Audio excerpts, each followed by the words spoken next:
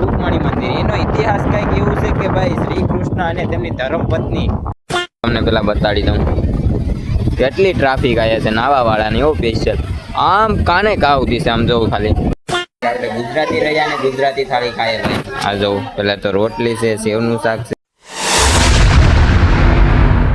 Hello દોસ્તો, welcome back to my YouTube channel. તો કેમ છો ગાઈઝ અને ગાઈઝ? તો સ્વાગત છે મારું ધમાકેદાર લોંગ વિડીયોની અંદર. ને મિત્રો પાર્ટ 2 લઈને આવી ગયા. ને હજી તમે કહેતા હે કે ભાઈ તમે કહેતા નથી ક્યાં ગયા. તો ભાઈ હજી નહીં કેમ કે તમને છે ને કહેવાનું છે, પણ હું જ્યાં મેન લોકેશને અમે પૂગી જાઉં ને ત્યાં કહેવાનું છે. સરપ્રાઈઝ આપવાનું છે બધાને. ક્યાં શું કે ભાઈ રૂમે ભાઈ તૈયાર થઈ રાફડા ને નીકળી ગયા ડાયરેક્ટ જે મેન લોકેશન છે ને ના.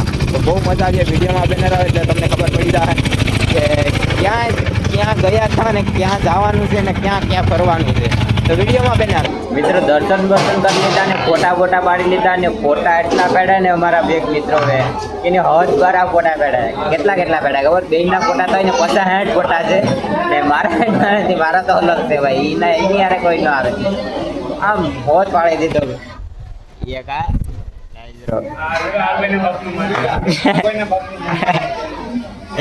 પછી ભાઈ ફોટાનું બિલ બનાવ્યું ને પછી એમ થયું કે વારા કે આ તો પડતા પડાઈ ગયા. તો અટાણે છે ને સવારનો કાંઈ નાસ્તો નતો ઘરે, તો પછી નાસ્તો કરવા આવી ગયા. દહીં ને પરોઠા છે તો હરોથી છે ને હા નાસ્તો કર્યો તો સ્ટેશન આવ્યું હતું રાજકોટનું સ્ટેશન હતું ને ત્યાં. અત્યારે નાસ્તો કેટલા વાગે કરીએ ખબર? 11 વાગે. તો પછી તો ખાવાનું જેવું, પછી નાસ્તો કરી લઈ પછી પાછા ખાવ. હાલો તો વિડીયોમાં કન્ટિન્યુ બનાવો.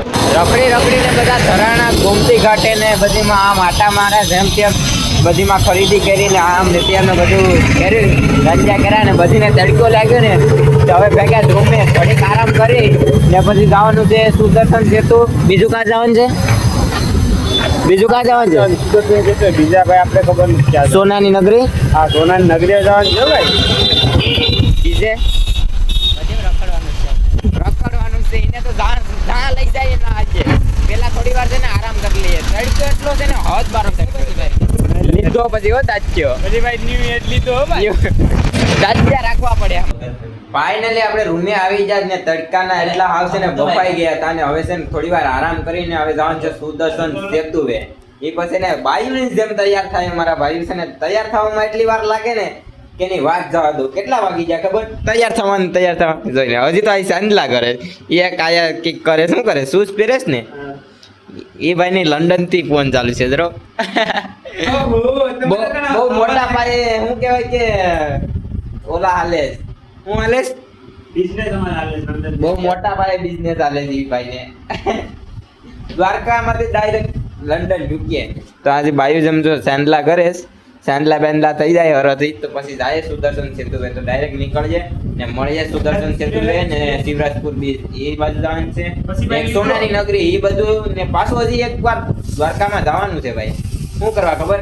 હજી થોડાક ફોટા રહી ગયા, ફોટા પાડવા જવાના છે ને ગોમતી ઘાટે થોડી વાર આરામ કરજો બેઠ્યું ને મજા માણ્યું. હાલો તો વિડીયોમાં બન્યા રહો. આપણે દ્વારકામાં બધું ફરી લીધા, રૂમે જઈ હવે આરામ કરી લીધો ને હવે ખરા તડકાના ભાઈ રૂમેથી છે ને બહુ દૂર હાલીને જાય. ક્યાં ખબર? રૂકમણી મંદિર. એનો ઇતિહાસ કંઈક એવું છે કે ભાઈ શ્રી કૃષ્ણ અને તેમની ધર્મપત્ની એટલે કે રૂકમણી કે રૂક્ષ્મણી ભાઈ નામ અટપટું છે એટલે થોડુંક હેન્ડલ કરી લેતો. એ ચાલતા ભાઈ દુર્વાસા ઋષિને મળવા જતા હતા. એમાં કંઈક રસ્તામાં છે ને રૂકમણીને પાણીની તરસ લાગી. તો તે દુર્વાસા ઋષિ હતા ને તેને ભાઈ ગંગાજળ હતું ને એ ભાઈ પૂછી શ્રી કૃષ્ણને પી લીધું હતું. ત્યારે છે ને દુર્વાસા ઋષિએ છે ને શ્રી કૃષ્ણને શ્રાપ આપ્યો હતો. એ કે જા તને છે ને દ્વારકાની આજુબાજુમાં 100 કિલોમીટર પાસે ને તમે જે ખોદશો ને વાવ કૂવો છે ત્યાં છે ને 100 કિલોમીટરની અંદર છે ને મીઠું પાણી નહીં જોવા મળે. એટલે પછી આપણે રૂકમણીનું મંદિર છે ને આ બાજુ છે. આ જો એરિયું દેખાય જો ત્યાં બીજું 100 કિલોમીટર આખું હોય કે ઓરું હોય એ આપણે ખબર નથી. તો આપણે રૂકમણીના દર્શન કરી મંદિરના ને પછી ભાઈ શિવરાજપુર બીચ લઈ લેવાનું છે. શું કેવું કલેજા? તડકો કેવો છે ઈ કે નહીં? તડકો ને ફાડતો જાય. પછી રૂમાલ બાંધ્યો પછી ફાઇનલી ભાઈ શું કરીએ તો સારું હાલો તો પહેલાં છે ને રૂકમણીના મંદિરના દર્શન કરી લઈએ ભાઈ. તમે દ્વારકા આવો તો આ બધી લોકોનું કેવું એવું છે કે જો તમે અહીંયા આવો ને તો રૂકમણીના મંદિરના દર્શન ના કરો ને તો તમારી યાત્રા છે ને અધૂરી રહે. એટલે જો અમે દર્શન કરી લીધા છે રૂકમણી મંદિરના ને તમે પણ કરી લો કેમ કે અંદર મોબાઈલ છે ને અલાઉડ નથી એટલે રૂકમણીના દર્શન કરવા જરૂરી છે. બાકી તમારી યાત્રા અધૂરી રહે એટલે અમારી યાત્રા અધૂરી નથી એટલે અમે કરી લીધા. તો હાલો હવે આગળ છે ને ક્યાં જવું શિવરાજપુર બીચ. હાલો તો નીકળીએ. હજી એક ક્યાં ગયો? હજી એકને ગોતવો પડી. હાલો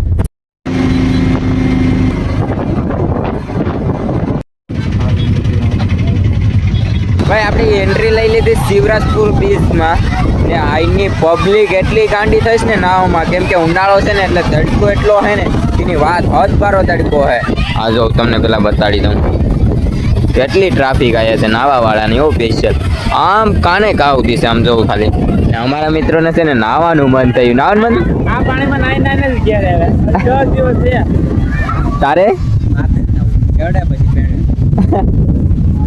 ભાઈ નથી નાવાનું કેન્સલ થઈ ગયું. આમ નાત તો નહીં પણ આમાં મજા ન આવે ખારું પાણી હોય ને એટલે કેમ કે પછી આજ રેતી થઈ જાય ને એટલે મજા ન આવે એટલે નાવાનું કેન્સલ રાખીએ. ક્યાં આ બધા ઘેર પાણી ભાવે નહીં ને એ બધા આયા હાજી વાત છે. હાલો તો નાવાનું કેન્સલ કરો ભાઈ. નાવું નથી આપણે નાવાનું કેન્સલ કરો. આ બધા નાઈ ને એને તમે ખાલી જોવ ગાંડા થયા છો બધી. ઉનાળાનો સમય છે ને એટલે ગરમી બહુ થાય.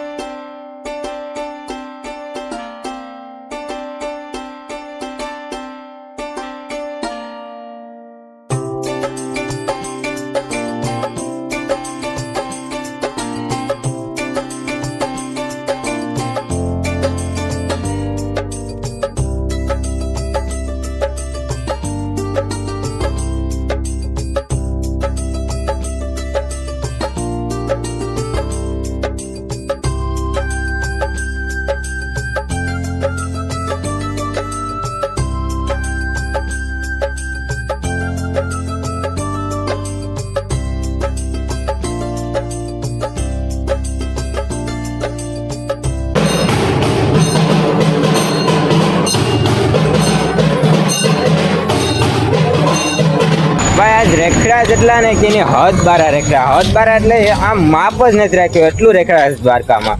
દ્વારકા ને બેટ દ્વારકા ને સુદર્શન સેતુ ને પછી ઓલી કઈક બીજ હતી. કઈ હતી બીજ ભાઈ?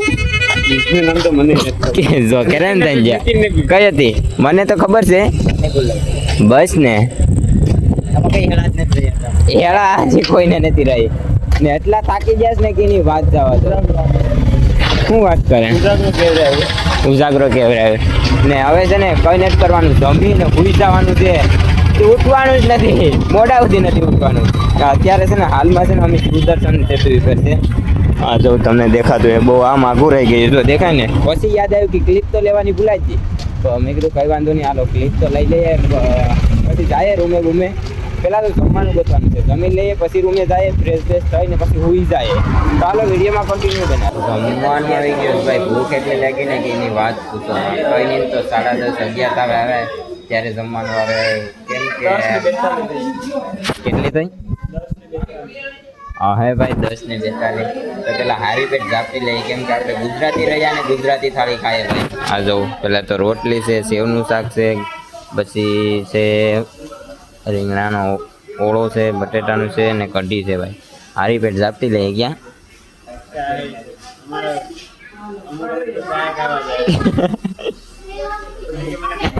એટલી ચાય જો ભાઈ પછી